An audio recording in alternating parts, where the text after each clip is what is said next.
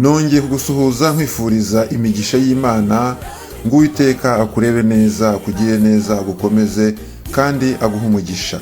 Uyu ni wa mwanya w'ikiganiro indirimbo nshya, aho tuganira n'abaririmbyi, amakorali n'abahanzi ubwabo bakatwibwirira amateka ya korali zabo mu majwi yabo y'umwimerere, bakatwibwirira uko umurimo watangiye, ibyo bakoze mu bihe byashize, aho umurimo bawugejeje, ibyo barimo gutegura, ibyo bafite n'imigabo n'imigambi bafite mu gihe kizaza. Nubwo Satani warugerageza ukaneza isi ndetse n'umubiri, ukanera kwiheba ndetse no kwiganyira, igihe n'igito byose bigashira, ndasiga isi Uyu munsi mbateye amatsiko, ese mwamenya korali nabatumiriye iyo ariyo? Iyi ni korali Light Family twakunze turi benshi kuva mu myaka yo hambere, korali iririmba n'imbaraga, iririmba indirimbo zidutera ibyiringiro, indirimbo zidukomeza muri uru rugendo.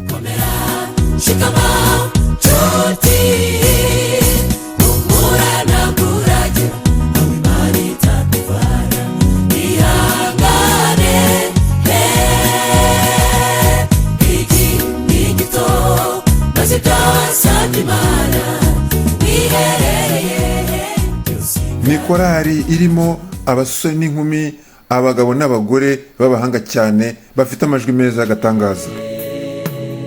Buri munsi ngambirira gukora ibyiza gusa, nyamara ibibi nabyo bikananga imbere. Buri munsi ndanyerera kandi nkagwa, fata ukuboko Yesu kanunkomeze, ndagusaba kubana nanjye ibihe byose. Hano ku ndirimbo nshya dukomeje gushimira abantu mwese, inshuti n'abavandimwe mwakoze subscribe, ubu mukaba mumaze kuba umuryango munini, umuryango mugari. Imana ibongere umugisha, mukomeje kutwereka ko mudukunda, muri kuduha igikumwe cyanyu cya like, mukaduha na subscribe, biratunezeza. Biragaragara ko tumaze kuba umuryango munini. Imana ibahe umugisha, ibakomeze, ibagirire neza. Muri iki kiganiro kandi turi kumwe n'abayobozi b'iyi korali Light Family, baraje batwibwire amazina maze banatuganirire, batuvire imuzi n'umuzingo amateka y'iyi korali dukunda. Reka ntangirire kuri Nyamugisha Ange, mubaze atubwire, aturangire aho Light Family ibarizwa. Urakoze, uhawe ikaze Ange. Murakoze cyane. Korali Light Family nababwiriza ubutumwa bwiza binyujije mu ndirimbo, ibarizwa mu itorero ry'Abadventiste b'umunsi wa karindwi rya Makoro, intara y'ivugabutumwa ya Gisenyi, Shiridi y'Iburengerazuba bw'Amajyaruguru y'u Rwanda, muri Inyoni y'u Rwanda. Urakoze Ange kuturangira aho Light Family barizwa. Augustin Nzabonimpa, tuguhaye ikaze hano ku ndirimbo nshya, ndagushuje mu izina rya Yesu. Reka tubasuhuze mu izina rya Yesu, kandi tunabashimira ko mwadutekereje nka korali Light Family, mukaba mwifuje kuganira natwe mumenya amateka ya Light Family no kumenya igihe ndetse yavukiye. Mu by'ukuri ndatinze, Light Family yavutse mwaka w'2005, ejo bundi tariki 15 z'ukwezi kwa kabiri, ku kwezi turimo, yari irangije imyaka 17. Urumva rero ko mu by'ukuri imyaka 17 ntabwo ari mike. Nkuko bivuze ati yatangijwe na bande, bari bangahe? Ubwo nge ndumwe mu bicaye ku munsi wa mbere tujya gushyiraho Light Family, ariko twari abasore 4. Ni nge Augustin, nari kumwe n'undi musore witwa Benson, nari kumwe n'undi musore witwa Patrick, nari kumwe n'undi musore witwa King. Twari abasore 4 icyo gihe turicara kugira ngo dushobore gushyiraho korali yitwa Light Family, ariko n'ubundi bari babikurije ko bageraga mu rugo iwacu aho twari turi bagasanga ncuranga akananga gato ka synthetizer kitwaga Casio. Icyo gihe nari naragakuye i Bukavu. Mu by'ukuri Light Family yagombye kuba yaratangiriye i Bukavu, kuko naho ndari naratangiye kuririmba, ariko mfatanije n'abandi basore nanone bageze kuri 4. Ntabwo byatinze, haje kuvuka imvururu zituma mva muri uwo mujyi, ndaza ngaruka mu Rwanda. Aho nageze nkahahurira n'abo basore maze kubabwira, tugakomeza icyo gitekerezo nari mfite. Ariko mu byo nahunganye nari nashoboye guhungana ku kananga. Igihe basangaga ngacuranga rero, mu by'ukuri bagize icyifuzo cy'uko twafatanya tugashinga korali. Ntabwo rero twazuyaje, korali twarayishinze, ubwo itangira ubwo ngubwo, haza kuziramo n'abandi kugeza igihe yaje kwitwa iryo zina ryitwa Light Family Choir. Warumbaje ute se iryo zina ninde washoboye kuryita korali kugira ngo ibe yitwa Light Family kugeza uyu munsi wa none? Mu by'ukuri bigeze igihe cyo kuyita izina, habayeho kwicara turatekereza, buri wese atumwa kujya gushaka izina dukwiye kwita iyo korali. Uko turi 4 buri wese yaragiye azana irye, twese tuyahuriza hamwe, habaho gutora. Tuza gutora izina Light Family Choir, ryazanywe n'umusore witwaga Patrick. Muri iyi minsi ntabwo ari mu Rwanda, ari mu Bwongereza, ariko niwe washoboye kuyita izina, yitwa Light Family kugeza n'uyu munsi wa none akaba ariko icyitwa. Muri make rero ndumva uko Light Family yatangiye nuko nguko, uwayise izina ni uwo nguwo.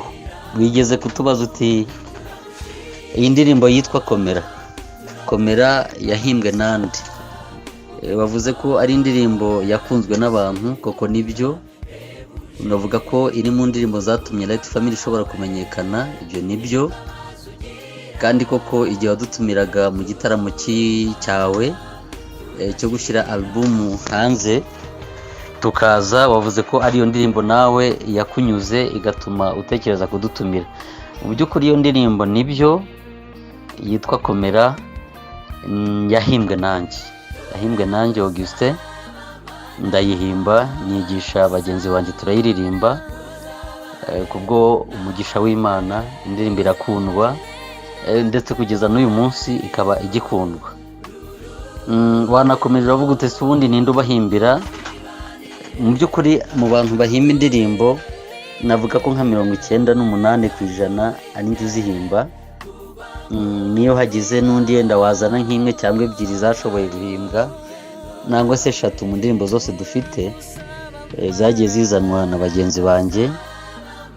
Hakabaho kuba nafatanya nabo kwinonosora nayo kujya kuri gahunda, ariko mu by'ukuri nka 90% indirimbo turirimba ni njye uzihimba. Imana rero yagize neza impiyo mpano kugira ngo nshobore kuba nahimba indirimbo zimwe muri zo zigakundwa nk'uko Komera yakunzwe n'abantu. Wavuze ute se yabarinde ubacurangira? Ese mwaba mwicurangira cyangwa mucurangirwa n'abantu bo muri studio? Mu by'ukuri ndagira ngo ngutangarize ko kuva dutangiye uyu murimo twatangiye ari natwe twicurangira. Ni ukuvuga ngo twari dusanzwe dufitemo umucuranzi uducurangira kuva icyo gihe cyose kugeza ubu ngubu. Muri iyi minsi twari tukiri kumwe n'umuntu uducurangira. Gusa nawe urabizi uko ibihe bigenda bijya imbere niko hagenda haza mu iterambere, cyangwa se bikaba ngombwa ko wacurangaga yaba adahari, nuko mukaba mwashobora gushaka undi wabacurangira, ku buryo hari n'impinduka muzumva mu ndirimbo twashoboye gusohora mu minsi yashize zigeze kuri 4 ziri ku rubuga. Hashobora kuba hari abazumvise, ndetse harimo niyo twashoboye gushyira kuri uru rubuga rwa indirimbo nshya yitwa Urukundo Rwawe. indirimbo yitwa Urukundo rero twayishyizeho mwarayumvise, mushobora kuba mwarumvise harimo itandukaniro ry'imicurangire. Nibyo koko iri kumwe n'izindi enye, izindi eshatu ziri kumwe nayo nazo mwakumva ko harimo itandukaniro, ariko uretse izo ngizo izindi zose twari dusanzwe tuzicurangira turi kumwe n'umucuranzi wacu muri korali. Wongera tubaza utese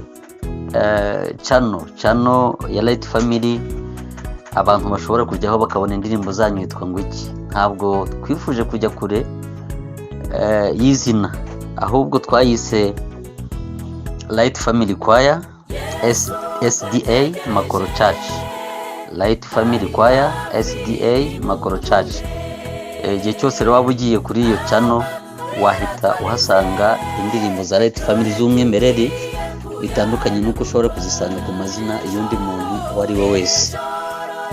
Iyo mubona rero kuri channel y'undi uwo ari we wese ni kwa kundi nyine hambere mu gihe abantu batari bagasobanukiwe nuko bakora channel, batari bazi bya YouTube ibyo ari byo, hari abandi bagiye badutanga kubimenya bakaba bashobora gufata indirimbo bakayishyira kuri channel yabo. Ariko mu by'ukuri aho twabimenye natwe twakoze channel yacu ubu ikaba yitwa Light Family Choir SDA Makoro Church. Augustin, nibyo koko imyaka 17 ntago ari ubusa. Ubu ngubu umwana wavutse icyo gihe ni umusore.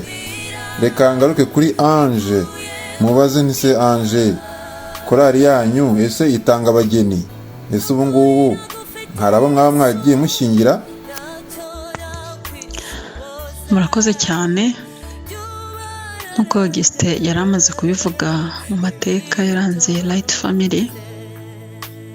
Mu by'ukuri Light Family yatangiye ari inkumi n'abasore, nta n'umwe wari urimo washatse, ariko kugeza ubu kuva yatangira kugeza uyu munsi yashyingiye abakobwa 14 n'abahungu 14. Urumva ko bose hamwe ari 28. Imana yacu ishimwe cyane kuko twese uko turi 28 twagize umugisha, twasabiwe n'ababyeyi n'itorero no kubyara abahungu n'abakobwa. Imfura mu buzukuru wa Light Family ifite imyaka 12. Bituma turirimba urukundo rw'Imana kuko rurenze ubwenge bwacu kandi ntitwabona icyo turogora. Ikindi gishimishije ni uko dufite couple 3 ziririmbana. Imana yadukoreye kuri iyi ngingo ntabwo nabivuga ngo mbirangize keretse kwandika igitabo. Gusa Imana yacu ishimwe kandi ihabwe icyubahiro. Ndagusaba kubana nanjye ibihe byose. Amen, amen, amen. Icyaduha twagumye kwibanira na Yesu muri buno buzima, bikadutegurira no kuzabana nawe mu bwami bwo mu ijuru. Ese muvandimwe Augustin, ibi bihe bya Covid bitoroshye, bitari byoroshye namba, n'ubu kandi bigikomeje, ese hari ikintu mwabashije gukora? Ese ingorane mwahuye nazo ni izihe muri bino bihe bitoroshye? Urakoze. Mu by'ukuri Covid yashegeshe benshi kandi mu yashegeshe n'amakorali arimo.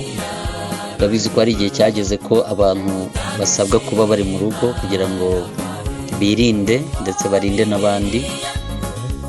Muri ibyo bihe bimwe na bimwe ibyo byagiye bituma mu by'ukuri na korali guhura bidashoboka, ariko hari igihe Imana yagiraga gutya ikaba irafashije, hakabaho agahenge. Covid igasa naho igabanyije akarindi. Igihe rero yakagabanyaga twahitaga dukora. Mu by'ukuri hari byinshi twishimira twakoze, hari byinshi twakoze muri ibi bihe bibi. Ndagira ngo mbabwire ko ku ikubitiro twakoze audio y'indirimbo 5. Twakoze audio y'indirimbo 5. Muri izo ndirimbo 5 dushobora gukorera amashusho indirimbo 4. Tumaze gukora izo ndirimbo 4 twanazishize no kuri channel ya Light Family. Uyu munsi abashobora kujya kuri iyo channel bashobora kuzibona izo ndirimbo 4 twakoze muri ibi bihe bibi. Murahabona indirimbo yitwa Urukundo twayikoze muri iki gihe. Urukundo rwawe Yesu urarenze sinabona uko ndaruvuga sinabona amagambo yarusobanura uko ruhebuje watumye umanikwa maze bagutera imisumari urabyihanganira urashinyiriza kugira ngo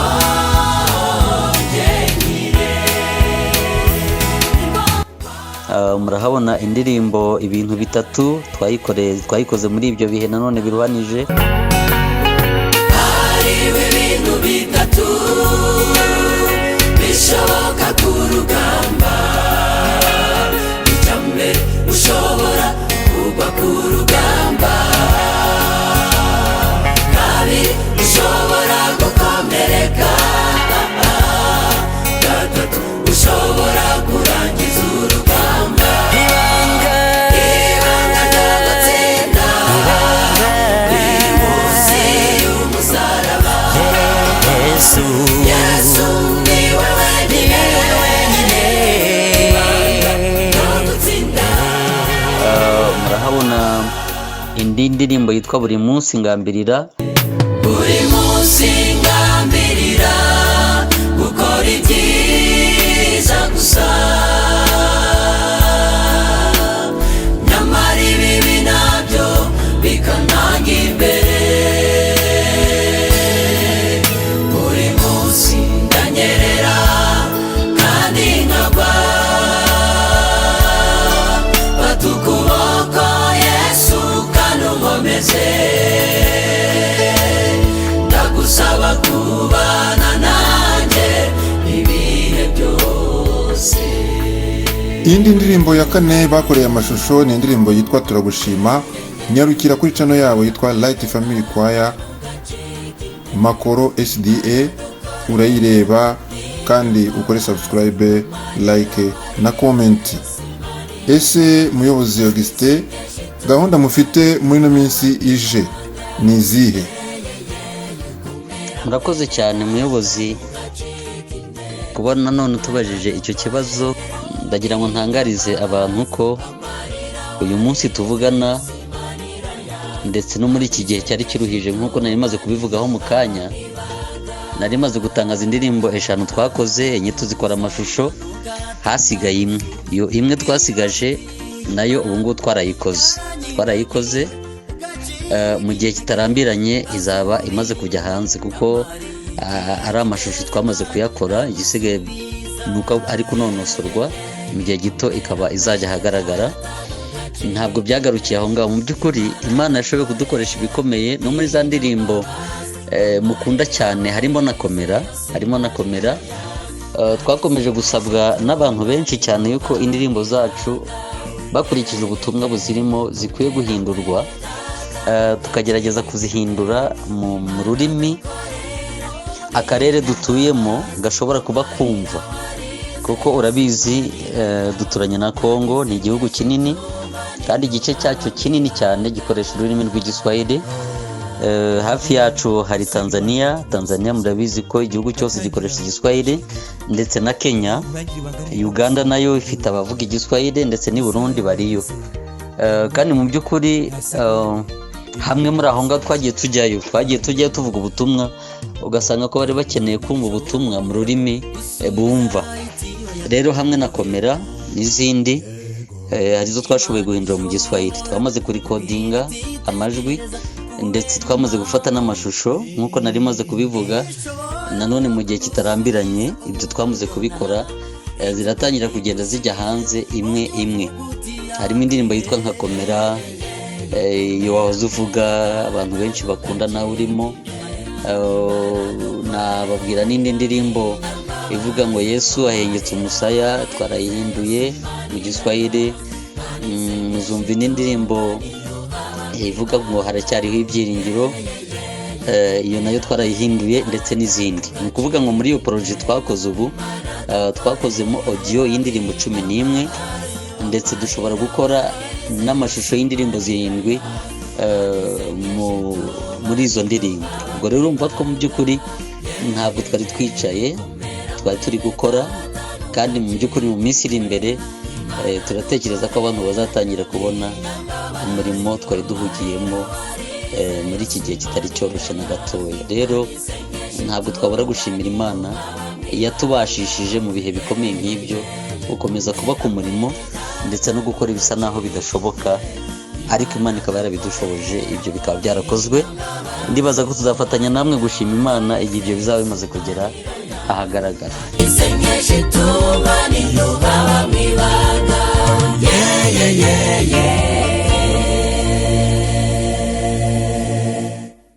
Urakoze nshuti yanjye Augustin kutubwira imigambi mufite muri iyi minsi, kandi duva ari imigambi myiza, mufite projet nziza.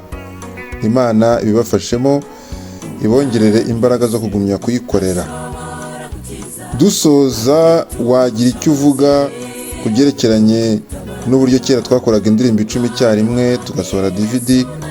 Ese n'ubu ngubu niko mubigenza cyangwa murabona hari byahindutsemo? Urabizi ko nyine wa mugani twarakoraga tugakora indirimbo 11 tukazikorera rimwe zigasoza, ariko muri iki gihe ndibaza ko ntabwo ariko bikiri, ntabwo ariko biri. Ubu ngubu tugenda dukora izo dufite. Urabizi ko iminsi igenda icuma, ni nako birushaho kugenda bihenda kubona uburyo bwo gukora indirimbo 10, ugasanga ari ikibazo. Ariko nanone akaba atari icyo gusa, ahubwo dukurikije naho ibihe bigeze, ni ukuvuga ngo isi irihuta ku buryo udashobora gutegereza ngo izo ndirimbo zirinde kuba 10.